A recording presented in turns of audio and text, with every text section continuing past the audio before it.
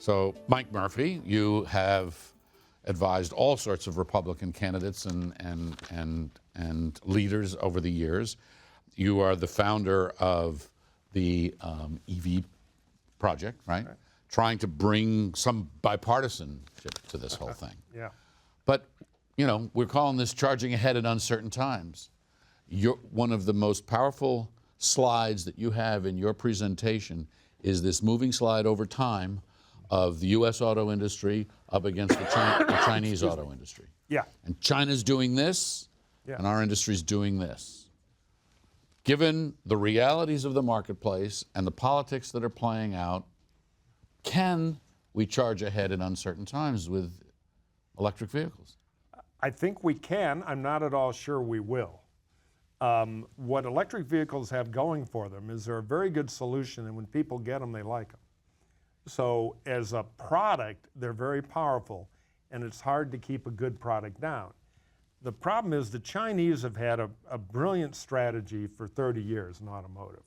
We need an automotive industry. Well, we'll invite the Western Europeans, the Japanese, and the Americans to come here. And we will let them make billions and billions and billions of easy dollars, and they will teach us how to build cars. Well, it worked, you know, and for 7 or 8 years, it was a gold rush, even I would argue a decade. But then the Chinese, with that IP that they earned and learned, stole a little of it, but earned a lot of it, built an incredibly strong, highly subsidized, you know, car industry. That now there are almost 100 car companies in China, and almost all of them lose money. So the government, though, has a strategy of we're going to start culling the herd, and whoever survives the current price war in the Chinese market, where they make 3 times as many cars as we do, is going to be a world beater. Some can argue they already are. And their solution is exports. So they have taken the mantle.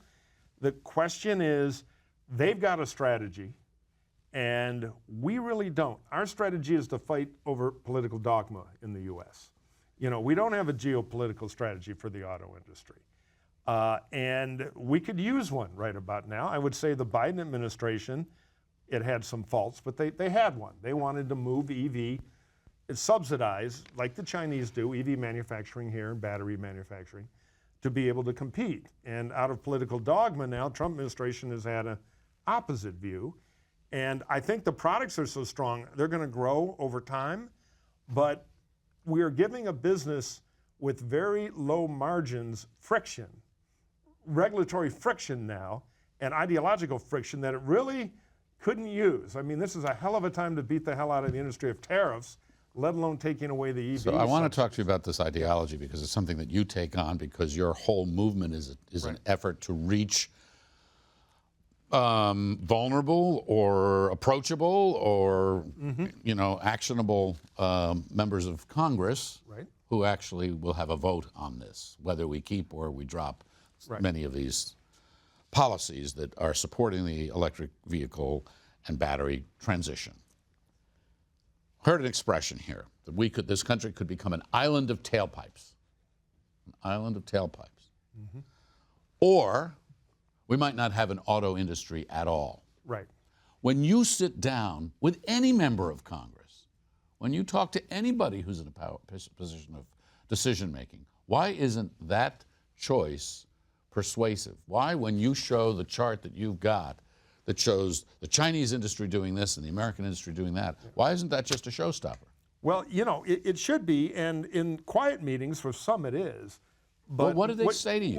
What do they say to you? The dogma you get back is one, well, we don't need all these Biden subsidies. If the cars are good, people will buy them. My dealer lefty back in my rural district, my red district, hates selling EVs because people are worried about charging. You know, the politicians like to argue with anecdotal evidence.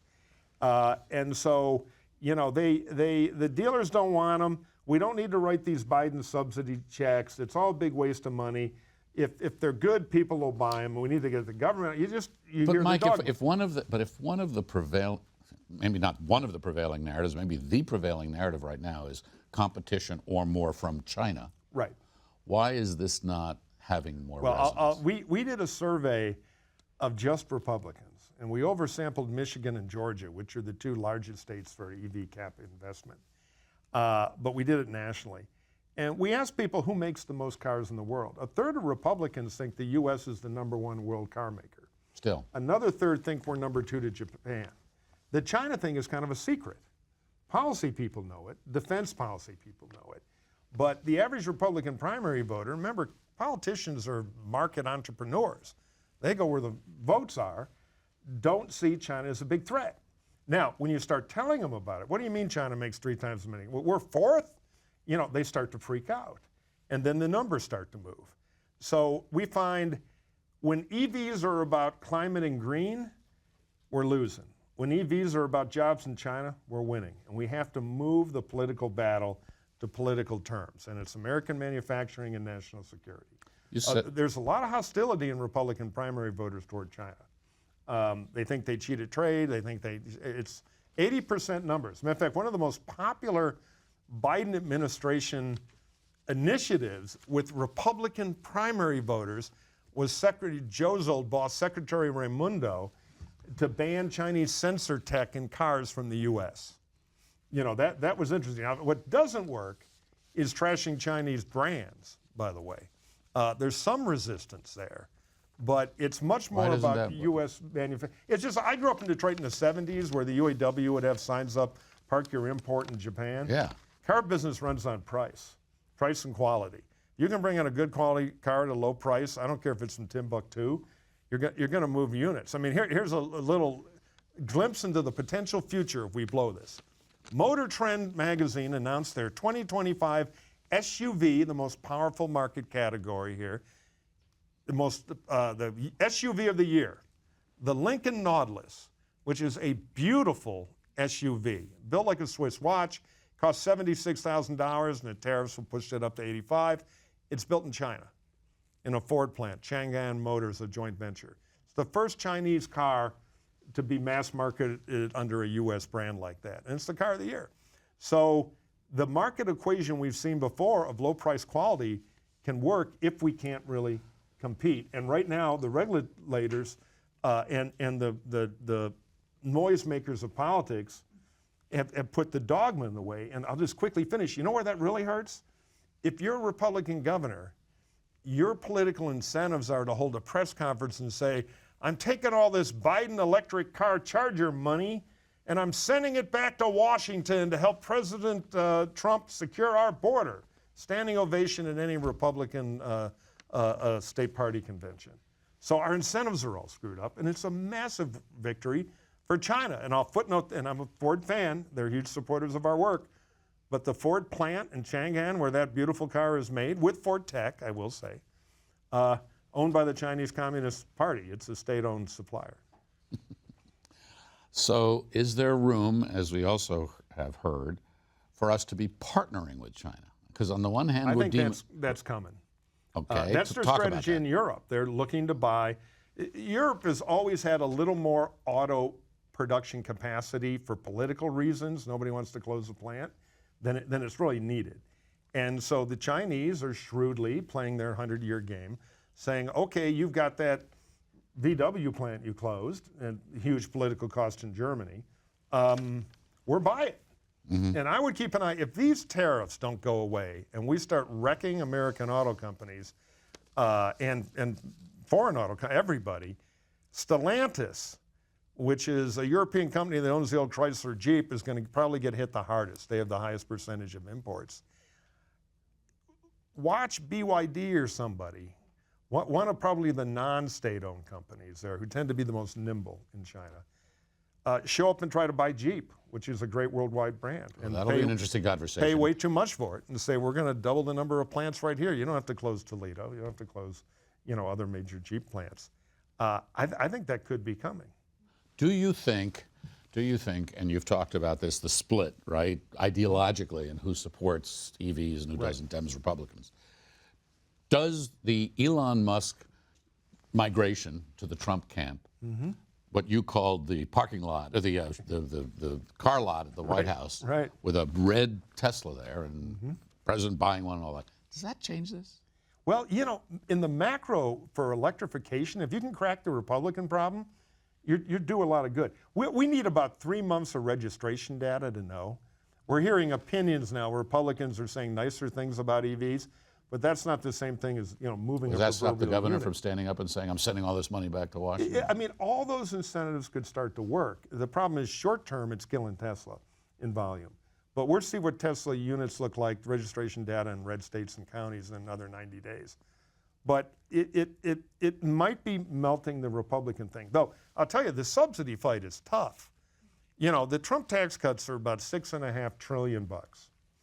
No tax on tips, all the stuff that, by the way, he thinks now he needs more than ever to offset the fact that everything's going to cost more of tariffs. So they're more into that than they were. Well, how do you pay for it? Well, it's all over 10 years. Government math is always 10 years-ish. So where do you find $6.5 trillion? Well, you probably jack the deficit up $4 trillion, which the Chinese will lend us with all the money they make selling EVs down the road, not now. And so you really got to whack about $2.5-ish trillion over 10 years. Really hard. The EV stuff, and Nick's the world expert on this, but you basically score that about 190 billion, all of it over.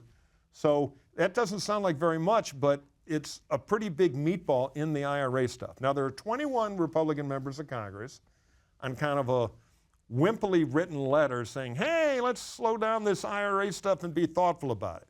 And they're kind of a Star Wars bar scene of EV people, nuclear, wind, everybody. They'll appreciate you're referring to them in that way, I'm sure. Yeah, no, I get them. They're in a vice. And a lot of our strategy, because we're political thugs at the EV Politics Project, so we're results oriented, is right now there are people who have 4,000 EV manufacturing jobs in their district that have a free pass now because nobody knows.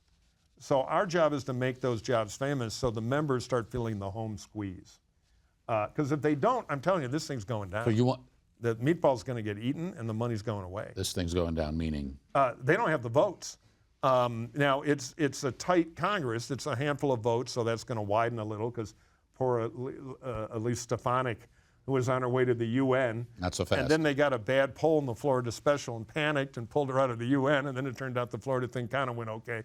But, irony, you're going to need 7 or 8 members to really link arms here. And that's a death sentence in a Republican primary. It's a big lift. So we need a big jobs panic. And I'm telling some of these CEOs, we need to say that Blue Oval may not happen.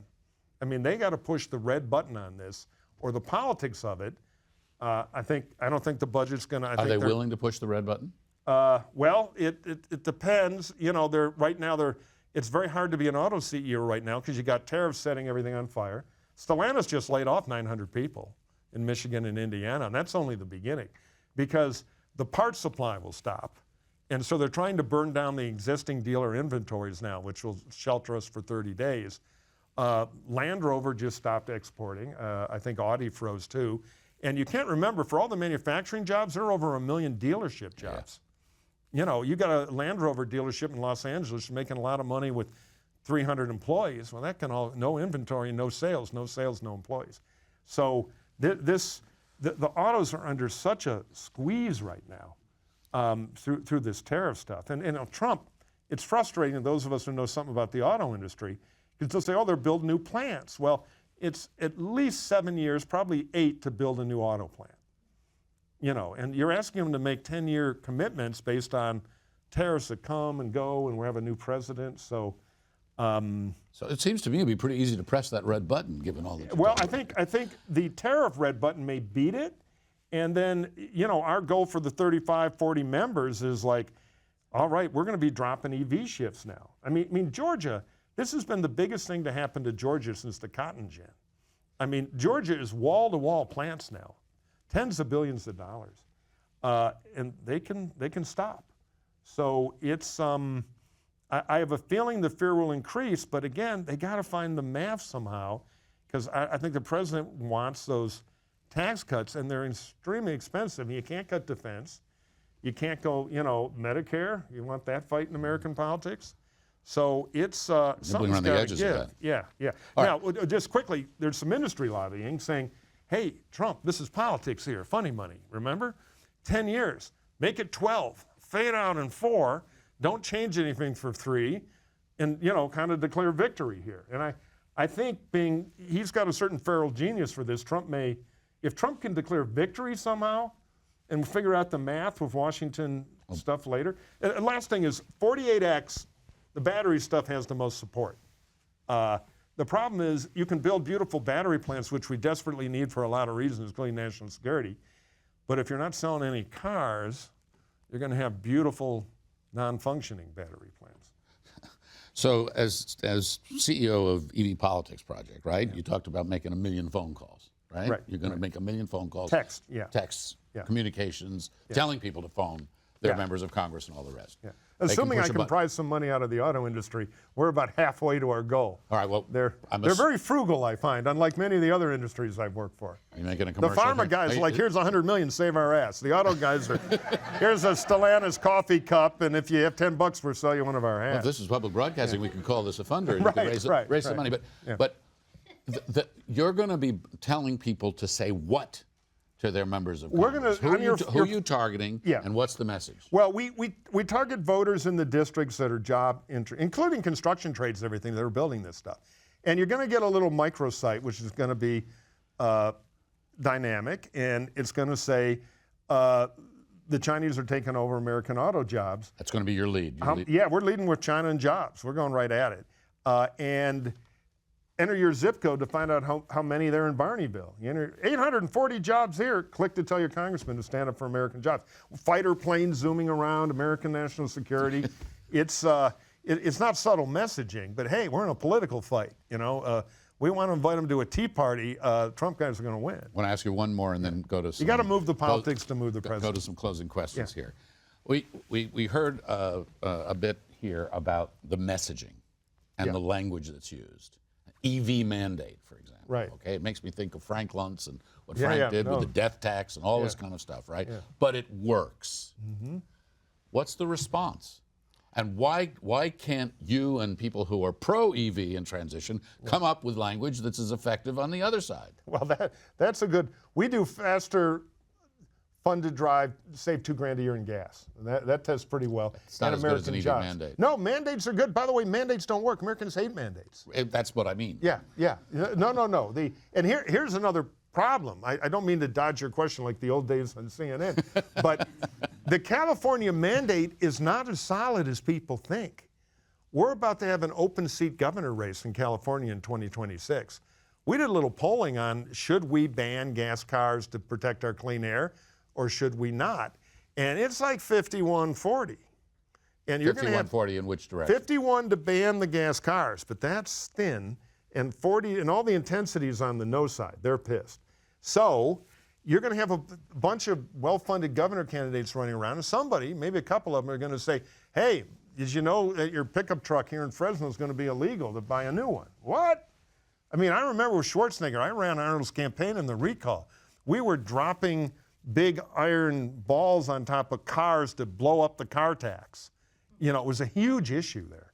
So don't assume the voters of California are excited about the gas cars going away. Nobody knows. And the governor appoints the CARB board. Now it's staggered, but CARB is not in an island away from politics going forward. So, and mandate language is powerful language in politics on both sides. By the way, what? They're going to make abortion illegal? That's a mandate. Fear sells. Fear works in politics. And so well, people don't want the government to tell them what to do in any way. Yeah.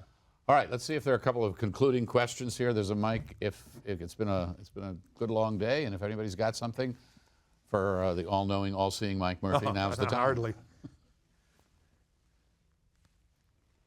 If I were smart, I'd be lobbying for AI. I picked this car thing just out of Detroit Emotion. Yeah, where the money started that a year ago. Is there a risk in going too far in the China's going to take everything from us messaging to the extent that we continue doubling down on like China is the enemy in all ways? I mean, there are successful partnerships to go forward. Yeah, no. I think there's policy risk in it. In the politics world, with the Republican world, which is the central nervous system of the policymaking reality right now, 80% of Republicans think China cheats on trade. So you've got to kind of put your finger on the sore tooth right now to move these numbers. Just in the firefighting we got to do in the next 4 months here on these subsidies.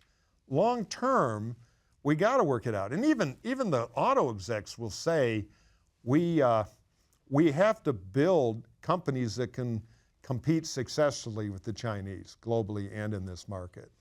So, but to move Republican numbers right now, jobs in China are really the levers we have.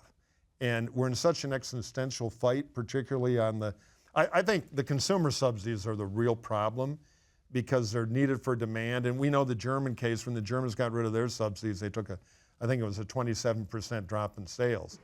So if we don't create pain for these Republican members with spending in their district, they're going to vote to chop this stuff. And 48X may survive. That may be, all right, we'll give you that. One more. This is an advertising question. Sure. So I live in Maryland. I get a lot of ads about ending the EV mandate. And I always, it's kind of a catch-all phrase. Like, it could be tailpipe rules. It could be the California waiver.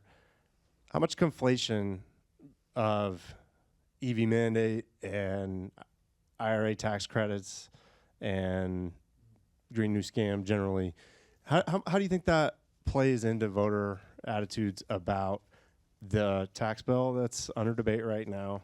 How many people understand the difference between all those things? Yeah, very few. Could I, if I didn't know the difference, be persuaded to be anti-IRA by an ad that says stop the EV mandate? Yeah, well, it's a big clump of stuff altogether. And what it is, well, Biden bad. Biden loves these EVs and he's trying to push them on us with a mandate, and God knows what else they're up to. So it's all sticking together in that kind of crunched up aluminum foil ball. Nobody knows about what the IRA and 45X and all that. It's just the Biden guys were shoving EVs down our throat. We hate Biden, we hate EVs. That's kind of where it's been. Now they're a little confused because there is data coming back. Well, Elon and Trump really like EVs. So maybe EVs are okay. So, the ice sculpture is starting to melt on all this stuff. But the fight where you get to 75% is don't let the Chinese take away our auto industry. They're the biggest car maker in the world and they're coming for us. Then they freak out and all of a sudden, well, for national defense and all those. I mean, Raimundo's thing was 88% favorable for Republicans. Don't let Chinese cars sense things and don't let them into the country. So, politics, as sometimes you got to chew the food for them. And I'd rather pick the new fight, which is stop that, than relitigate. Wait a minute, there is no mandate. That the problem is half of people think, it's the old Lakoff political science thing. Don't think of an elephant. Well, what are you thinking about now? You're thinking about an elephant. So offense and voter language is the key. And I love my environmental people, but the climate lecture thing hurts more than it helps. So with that being said, final point here, as you're keeping your scorecard over the next 4 weeks, 4 months, what are you looking for to see incrementally where this is moving and what your chances are? It's a great question, and the answer is like hard-headed politics, so forgive me if this sounds cynical. And it's not I've been an anti-Trumper since 1993 when I was a political consultant for Christie Whitman, the governor of New Jersey, and we had to deal with him down in Atlantic City, where he was up to terrible things. But the best thing for the EV fight is a tariff disaster in the short term, because American auto jobs panic will start. And Trump will be on the defensive, and he won't want to be losing more plants. I've literally told people lobbying him, you need a picture book with beautiful factories you can cut the ribbon on in 2 years and claim all the credit in the world for. Make this simple. Make it campaign optics.